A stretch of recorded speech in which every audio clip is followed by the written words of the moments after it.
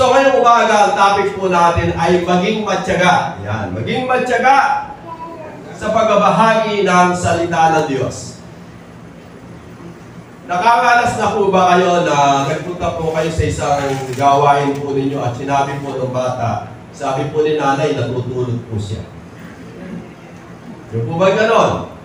O kaya, sabi po ni nanay, wala po siya. Yung po ba ganon? Yung po bang gusto mo na umiyak? Gusto mo nang hindi magpunta uli kasi para po bang pinagtataguan kayo ng inyong pinupuntahan? Yung po ba ganon? So, mahalaga po yung salitang pagpipiyaga. Sabi nga po ng mga Katagalugan, kapag may tiyaga, may linag. Amen. Lalo na pagdating po sa gawain po ng Diyos. So, basahin po natin yung text po natin. Nasabi dito sa awit. Yan. Awit 126 verse 5 and 6. Sabi na dito, silang tumatangis habang nagsisipagtanim. Hayaan mo na mag-ani na puspos ng kagalakan. Number 6, silang mga nagsisihayo, dalay binhing nananangis, ay aawit na may galak, dalay ani pagbabalik. So tayo po saglit na yung buko, manalangin. Manaming Diyos sa pangalan ni Jesus. Salamat sa magandang umaga pong ito na ibinigay mo sa buhay namin. Salamat sa ganitong mga pagkakataon na kami po ay may buhay, may kalakasan upang gamitin po namin, O Diyos, sa iyong dakila mo pong pangalan. Dalangin po namin ang patuloy na pangunguna mo sa gagawin po namin pakikinig ng iyong mga salita mula sa simula hanggang sa kami po ay matapos. At inaangkin po namin, O Diyos, ang iyong mayamang biyaya, ang iyong mayamang pagpapala sa buhay po ng bawat isa. God, salamat po sa katugunan, katagumpayan ng lahat ng bagay. Sa pangalan po, O Diyos, ng aming Panginoong Jesus. So sabi po diyan, maging matyaga sa pagbabahagi ng salita ng Diyos. Alam niyo po ba, sa ating kapanahunan ngayon, may mga tao na ayaw na po talagang lubusang makinig ng salita ng Diyos. Kasi nadadala na po sila sa takbo ng mundo. Na doon po yung kaabalahanan na patuloy na nilalagay ng kaaway sa kanila pong mga pamumuhay. Kaya kapag inaya mo sa gawain po ng Diyos, ay pasensya ka na. May lakad ako. Sabi po niya. O kaya, ay may gagawin ako. O kaya, sasabihin niya, sa susunod na lang, bumalik ka na lang. Ang maganda doon, pagbalik mo, sasabihin ng anak, ay malis po si nanay. Malis po si tatay, may lakad po pala. Ang totoo pala nun, umiiwas na siya. So, alam niyo po ba, napakalaga na magkaroon po tayo ng katiyagaan. At nung lumang tipan, mapapansin po natin yung binanggit po dyan sa ating talata, silang tumatangis habang nagsisipagtanim. Sabi po dito, tumatangis, talaga nandun po yung pagtitiis. Sa ibang bagay, napakadaling gumawa, di ba? Pero pagdating sa pagtatanim ng salita ng Diyos, nandun po talaga na kung minsan nandun po yung tumatangis ka. At alam niyo po, sabi ko nga, napakapalad po natin sa ating kapanahunan ngayon, tayo po ay mga sosyal na. Noon po, yung mga alagad, lumalakad lang, bayan-bayan, naglalakad, ibinabahagi ang mabuting balita po ng Diyos. Naglalakad lang. Di ba si Jesus, nung nabuhay po siya dito sa ibabaw ng lupa, naglalakad lang. At ang mission po niya, ibahagi yung salita po ng Diyos. Maging yung mga alagad, naglalakad lamang po sila noon. Subalit ngayon, sa ating kapanahunan, napakapalad po natin. Amen? Amen. Minsan, di ka na maglalakad. Sinusundo ka pa. Tapos sasabihin sa iyo, ay, pasensya na, sister, sa susunod na. Sinusundo ka na, samantalang noon ay naglalakad. Kaya nakita ko noon, sabi ko, mas pumilit po yung mga tao pagdating sa gawain po ng Diyos. At sabi ko nga, nung kung nagpapasimula po yung mga mananampalataya po ng Diyos dito sa atin, matindi po yung ano noon. Pagkukumit po nila sa gawain po ng Diyos upang bahagi yung gospel. Kasi noon, sabi ko nga, balik lang po ako ng konti, noon yung mga tao talaga naghahanap po ng kanilang mga pamasahe upang makadalo sa gawain ng Diyos. Doon po yung mga sasakyan, ano lang, Pogco. Ano ba yung Pogco? Hataraktor. Hataraktor po yung ano, tapos nakasakay ka doon sa trailer, walang hiya, hindi ka nahihiya. Ngayon, medyo social yung mga tao, pagka ayaw sasakyan, medyo pangit, ayoko dyan. Maganda doon. Tapos sabi ko nga kami, balikan ko lang po ng kaunti. Nung kami po ay magsimulang pumayo, alam niyo po ba, sabi ko nga, nasa po namin subakay po ng mga truck ng bato. Diyan po sa, halimbawa, na-destino ka sa gawing Colonia, Gabihan, Talbak.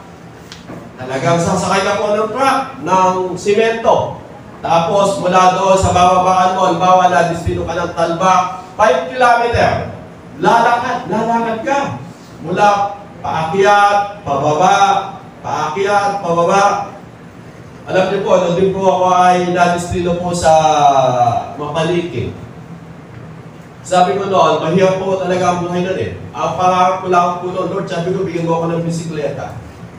Na yung kahit lang po mula dito sa amin hanggang doon sa Malipangpang ay magka-bisikleta po ako. Yung po ba may masakyan na ako. So sa biyaya ng Diyos, hindi po agad binigay. At ang napakaganda po noon, mula doon sa Kanto Mapaliki hanggang sa Mapaliki, nilalakad lamang po namin. Umahayong. Lalakad. Tapos sasabihin pa lang kay Sige, ay sumakay ka na. Ay pasensya na. Okay lang, lalakad lamang ako. At totoo nun, wala kang pera. Walang pamasahe. So sa biyaya ng Diyos, natagpos po natin yun. Hanggang sa dumating yung panahon, sabi ko ay mga tao ngayon, pupunta lang mula Bala hanggang Tagulod. Ayaw mag-bisikleta. Dahil nakamotor. So, alam niyo po, napakahalaga na matuto po tayo, na magkaroon po tayo ng katiyagaan pagdating sa pagbabahagi po ng salita po ng Diyos. Kasi ito po yung kulang po natin ngayon.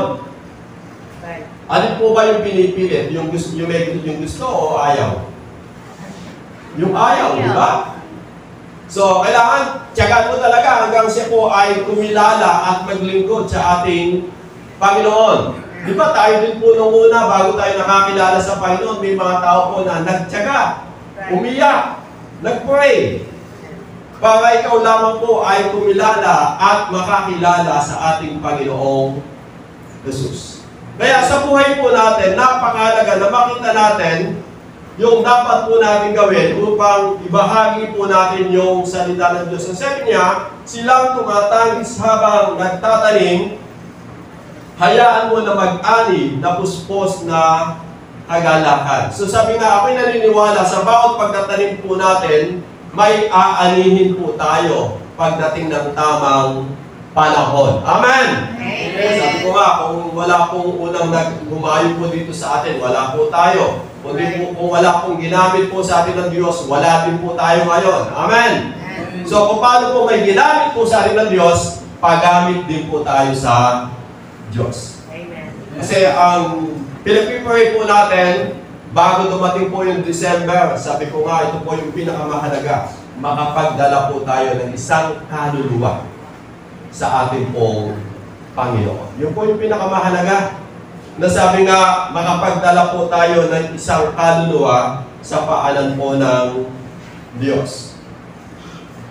So sabi nga, sa pagiging matyaga sa pagbabahagi ng salita ng Diyos, ang bunga po nito ay nagtatanim ka ng salita ng Diyos. Sabi nga, doon sa ginagawa mong paghayo, ikaw po ay nagtatanim sa Kanya ng salita ng Diyos. Yun po yung letter A. Sabi dito, ito po ay pagtatanim ng salita ng Diyos sa buhay ng tao. Kasi napakahalaga na magtanim po tayo ng salita ng Diyos sa buhay ng tao kung bakit po tayo magkaroon po ng katyagaan sa paghayo. Sabi po dito sa Matthew chapter 13.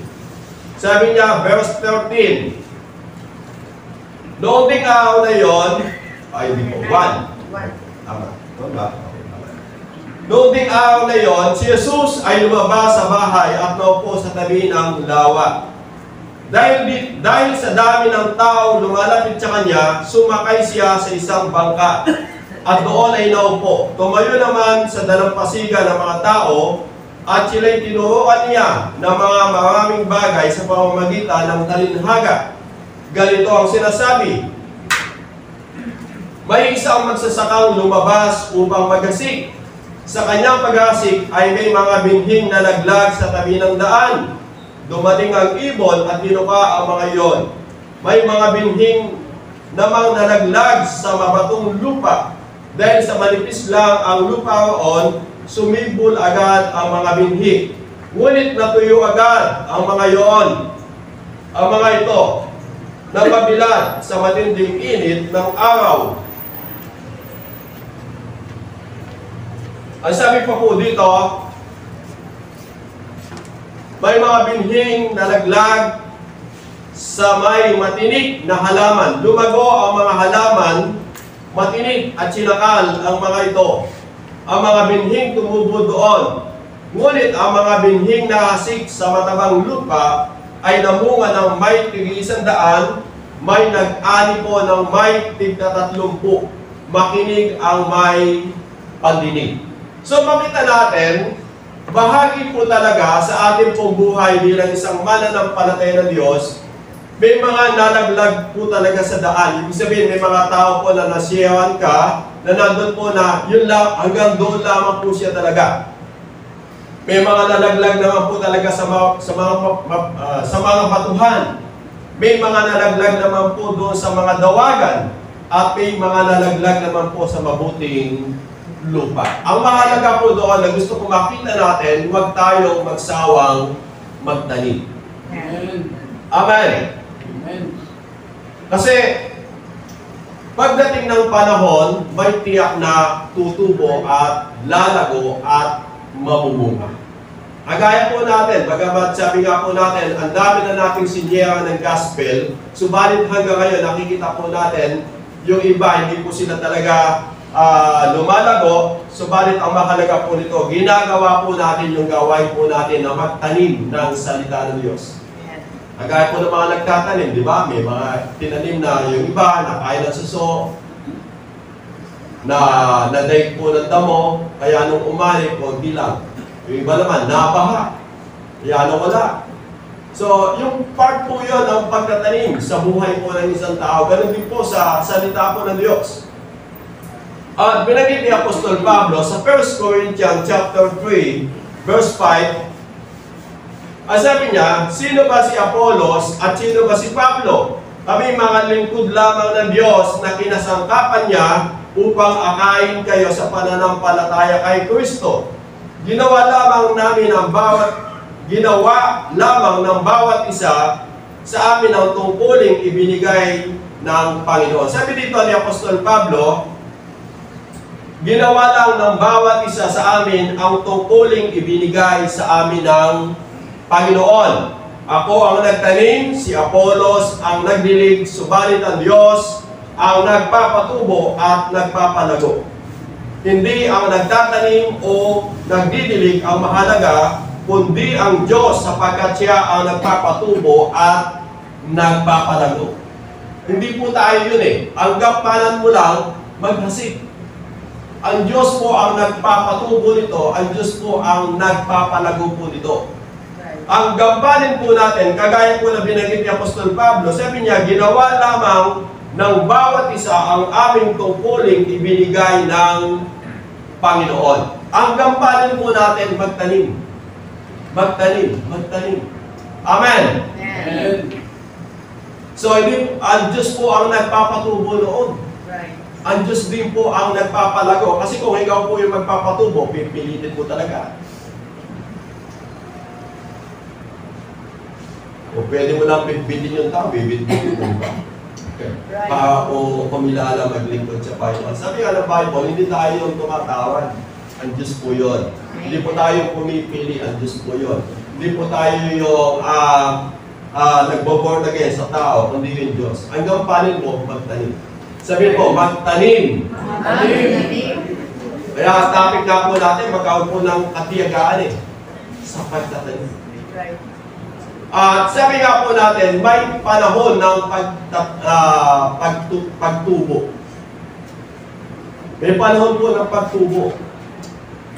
At may panahon po ng paglago. May panahon din po ng pamumunga. Amen po ba doon? Amen. Sabi po ng iba, kalambat naman. Sabi nga po ni Steonita, 7 taon na ata, kung 8 taon. Bago na born again si Father.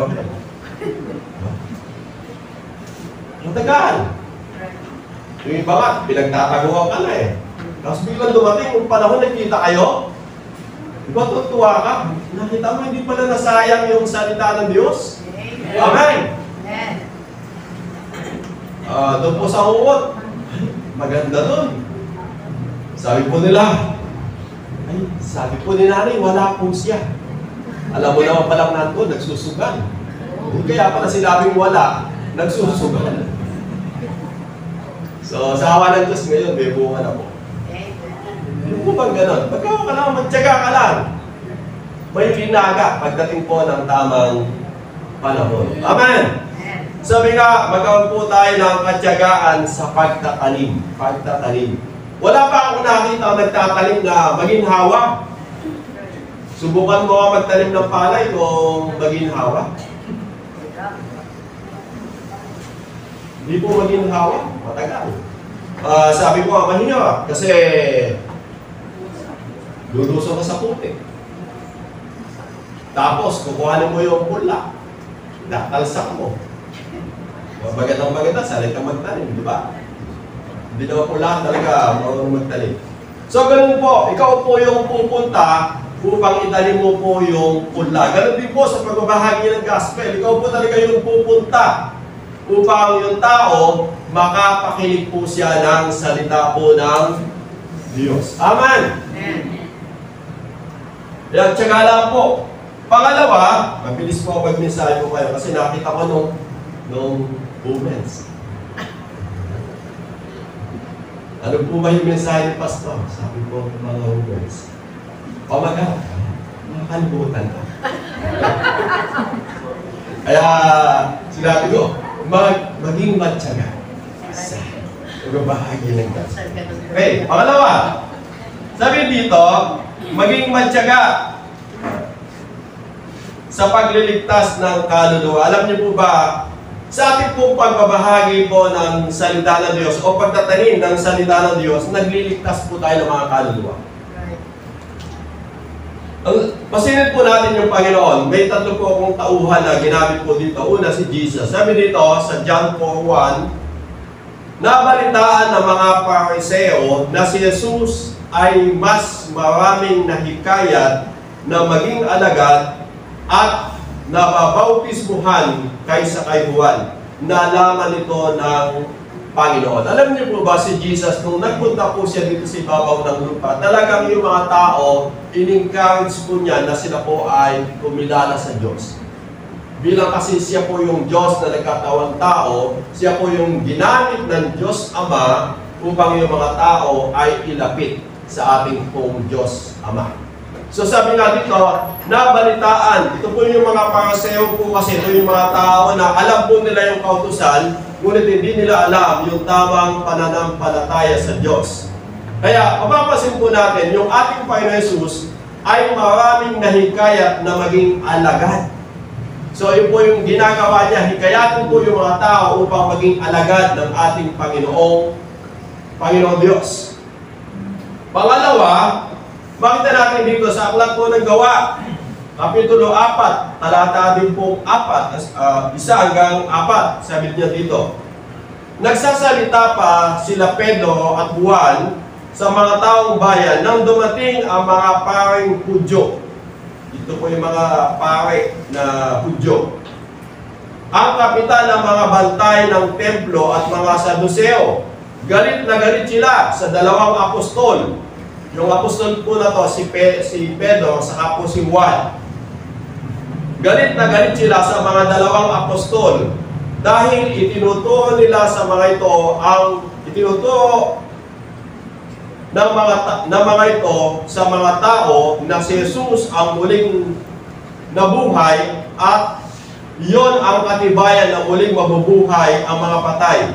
Kaya dinakip nila ang 2 at ikinulong mula hanggang kinabukasan sapagkat gabi na roon. Gayunman, marami ang nakarinig ng kanilang pangangaral, ang sumampalataya. Sabi po dito, ang sumampalataya kay Jesus, kaya umabot ng 5,000 ang bilang ng mga lalaki.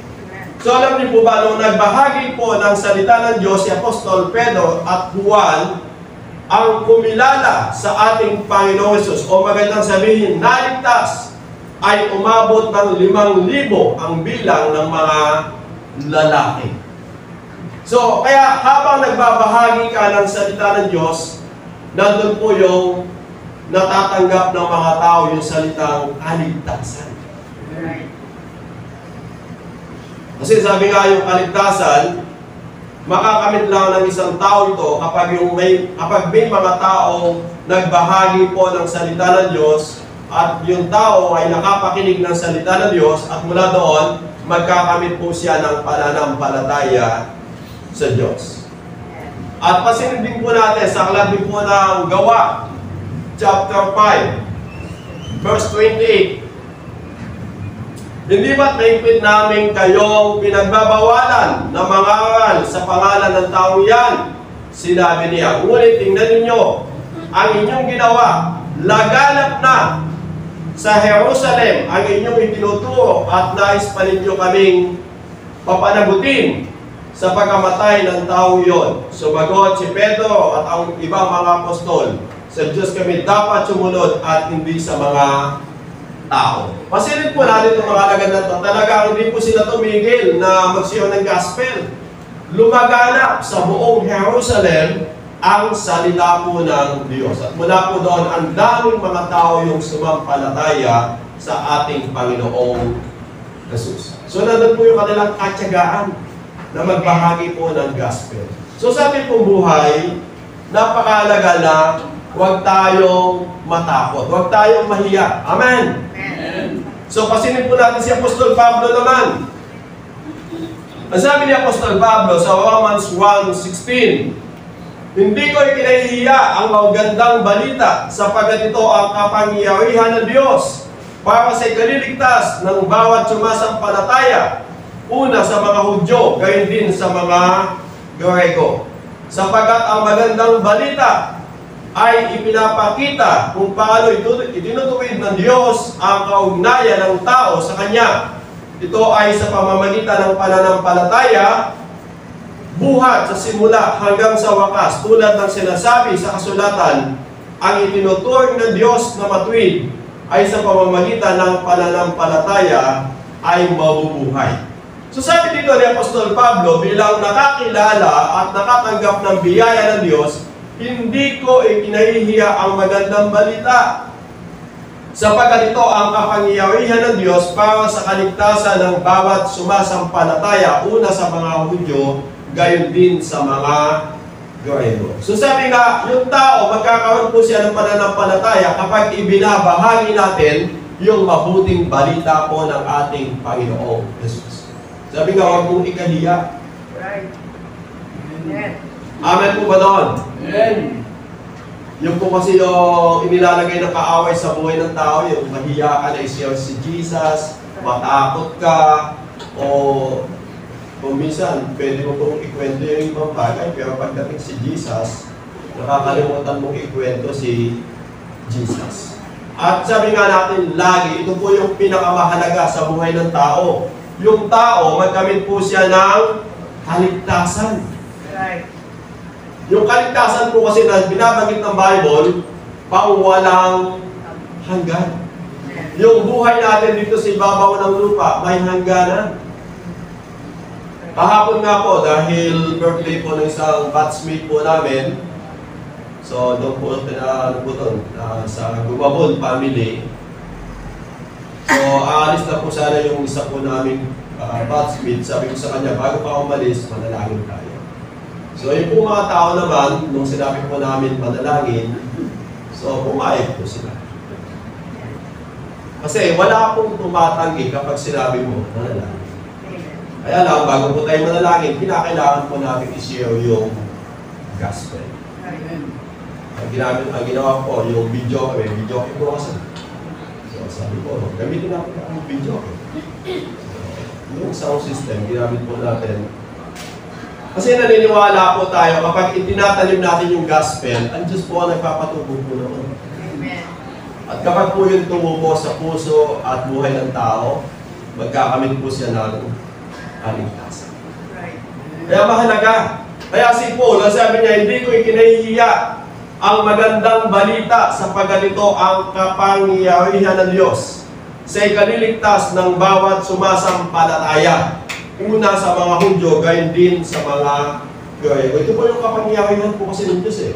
Hindi magkakaroon po, hindi po mananampalataya po yung tao kapag hindi po siya nakakakinig ng salita ng Diyos. Kaya napakahalaga na makapakinig po siya ng salita ng Diyos at mula po doon, siya po ay mananampalataya sa Panginoon Jesus at mula din po doon, magkakamit po siya ng kaligtasan. Kaya, pangalawa, sabi ko nga po dito, kapag matyaga ka, nagbabahagi ng salita ng Diyos, hindi mo lang tinatamnan ng salita ng Diyos yung tao. Pangalawa, nagkakamit po siya ng kaligtasan.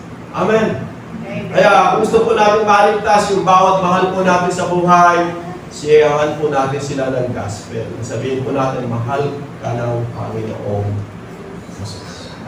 At kung may mga pagkakataon, lalo na po may mga okasyon, gamitin po natin yung mga okasyon. Kasi kung minsan yung mga tao, pag may mga okasyon, gusto po nilang ipanalangin. Di ba?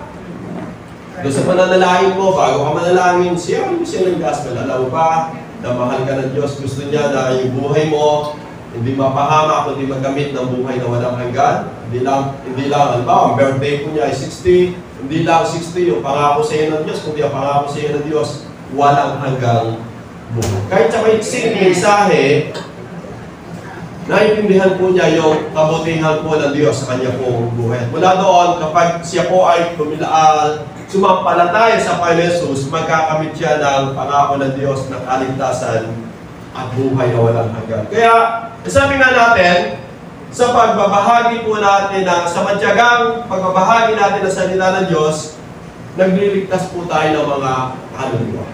Iniligtas po natin yung mga tao sa kapahamakan. Kaya lagi po sinasabi, kung mahal mo yung asawa mo na hindi mananampalataya, kung mahal mo yung anak mo na hindi pa mananampalataya, kung mahal mo yung mga magulang mo na hindi pa mananampalataya, ibahagi po natin sa kanila yung mabuting balita po ng ating Panginoon. Amen! Amen. Kasi yun po yung pinaka-mission po natin ibahagi yung mabuting balita ng Diyos. Kasi yung iba, ano na lang po sa kanila normal. Sila lang po yung dumadalo sa church. Kumusta yung nanay ko? Hindi na dumadalo. Ganito na sila. Huwag po tayo pumayag na yung bawat mahal po natin sa buhay ay dumating sa panahon ng panlalamig at mapahama po yung kanila po mga pamumuhay. Kung sa ibang bagay, pinipilit mo, pilitin po natin pagdating sa gawain po ng Diyos. Amen! Amen. Yung iba, pinipilit mo, sama ka! Saan pupunta? Binyagan. Binyagan. Punta ako. Bilis, di ba? Sama ka saan? SM. Sasama ako. SM. Sama ka saan? Bible study. Gagawin ako. So, doon po natin, alam niyo po, yun po talaga yung ni Satan Daya po ni Satan yun. Bakit pagdating sa mga bagay na pamumuhay dito sa mundo yung tao, napakadaling ayain. Pagdating sa gawain ng Diyos, napaka-bigat ayain. Ano kaya po yung dahilan doon? Alam niyo po ba yung po yung gawa mo ng kaaway sa buhay ng isang tao? Kaaway po yun. Kasi kung ang Diyos ang kumikilos sa kanyang buhay, wala na pong tanong yun. Sunday morning bukas? Oo, dadalo ako kasi Sunday morning. Pero pagka nandun yung daya ng kaaway, pasensya na, maglalaba ako. May lakad pala ako, biglang may lakad, wala namang lakad. Di ba? Hindi po yun siya, kundi yun po ay daya ng kaaway sa kanyang buhay. Kapag tinanong mo naman, kapag po ba tinanong mo yung tao, kapag tinanong mo siya na, kapag ba ikaw ay namatay, saan mo gusto pumunta? Sasabihin sa iyo, langit. Langit ang gusto mo? Bakit ayaw mong dumako sa lugar na papunta ng langit? Di ba? Kung yung tao nagnanais na talagang pumunta ng langit, pupunta niya yung lugar papuntang langit. Kaya lang, nandun po talaga yung kaaway na dumadaya sa isip, sa buhay po ng isang tao. Kaya tayo, bilang mga mananampalataya ng Diyos, sabi po ni Apostol Pablo, kayong mga malalakas, tulungan ninyo yung mga mahihina. Amen! Kung nakita mo yung kapatid mo, nakita mo yung mga mahal mo sa buhay nangihina, tulungan po natin sila. Upang sila po ay magpatuloy din sa takbuhin na ibinigay sa atin po ng Diyos. Huwag po natin silang hayaan na maiwan. Kumbaga sa tumatakbo, lahat tumatakbo po tayo eh. So, kapag nakita mo yung kapatid mo na naiiwan, tulungan mo na makasabay po siya doon sa takbuhin. Kaya po yung topic po natin ay maging matyaga. Amen! So magtulungan po tayo para sabay-sabay po tayong tumatakbo, lumalago, tumitibay sa ating buhay pananampalataya sa ating pong Panginoon. At panghuli, upang patuloy pang tumanggap ng pagpapala. Amen! Naniniwala po ba tayo na habang ginagawa po natin yung kalooban ng Diyos, pagpapalain po tayo ng Diyos? Kasi sabi po ng Bible sa binasa po natin sa Corinthians chapter 3 verse 8, alin po yung nagtatanim at nagpapalago, nagdidilig, nagtatanim at nagdidilig, subalit ang Diyos ang nagpapatubo at nagpapalago. At ang sabi po sa verse 8, sabi niya, ang nagtatanim at ang nagdidilig ay parehong manggagawa lamang, at ang bawat isa'y tatanggap ng gantimpala ayon sa kanyang pagsisikap. Kami kapwa manggagawa ng Diyos at kayo ang kanyang bukirin. Sabi niya dito ng salita ng Diyos, ang nagtatanim at ang nagdidilig ay parehong manggagawa lamang, at ang bawat isa'y tatanggap ng gantimpala ayon sa kanyang pagsisikap. So sabi nga, tayo po ay tatanggap ng gantimpala ayon sa kanyang pagsisikap. Kaya kung masipag ka, pagdating sa gawain ng Diyos, madami ka pong tatanggaping pagpapala na nagagaling sa Diyos. Amen! Amen. Sabi ko nga, yung pagpapala, hindi lamang pong pinansyal. Nandun po yung may kapayapaan ka sa iyong puso. Nandun po yung nagiging maayos, maging maganda yung iyong physical na buhay. Nandun po na hindi ka pinagkukulang, kumakain ka ng 3 beses maghapon. Biyaya na po yun. Amen! Kasi yung iba, gusto nilang biyaya, talagang napakadami. So alam niyo po ba, napakaganda sa buhay daw po na isang tao, magkawag po tayo ng ano. Yung binasa po natin, kasiyahan sa buhay. Masiyahan. Sabi nga po ni Paul, kung may kinakain ka at dinadamit ka, masiyahan ka na. Kasi nung isinilang ka, wala kang dala, kapag namatay ka, wala ka din madadala. Amen? Kaya, biyaya na po yung malakas ka. Nakakain ka pa ng 3 beses maghapon. Gantimpala na po yun sa Diyos. Yung iba nga po, nag-graduate na. Diba? Yung iba nga po, wala. Nasa malayong lugar na. Sabi dito ni Apostol Pablo, ang nagtatanim at ang nagdidilig ay parehong manggagawa lamang, at ang bawat isa'y tatanggap ng gantimpala ayon sa kanyang pagsisikap. So, depende sa iyong pagiging masipag sa gawain ng Diyos, mula doon, patuloy kang pagpapalain pa ng Diyos. Yung blessing nandiyan eh, pinagpala ka na, at habang ginagawa mo yung kalooban ng Diyos, patuloy ka pang pagpapalain mo ng Diyos. Habang nabubuhay ka, tuloy-tuloy po yung blessing. May dalawa po kasing klaseng blessing. Nasabi nga po ni Santiago, wala po dyan, sa Santiago chapter 1, bawat mabuti at ganap na kaloob ay galing sa Diyos. Ibig sabihin, bawat mabuti, ganap. Pagka yung isang bagay na blessing hindi mabuti at ganap, hindi galing sa Diyos yun. Kasi may mga biyaya na hindi po galing sa Diyos. Kapag yung biyaya inilalayo ka sa Diyos, hindi galing sa Diyos yun. Pero kapag yung biyaya inilalapit ka sa Diyos, galing sa Diyos yun. Amen po ba doon? Amen. Kasi yung iba, hindi po nila lubusan po itong naintindihan.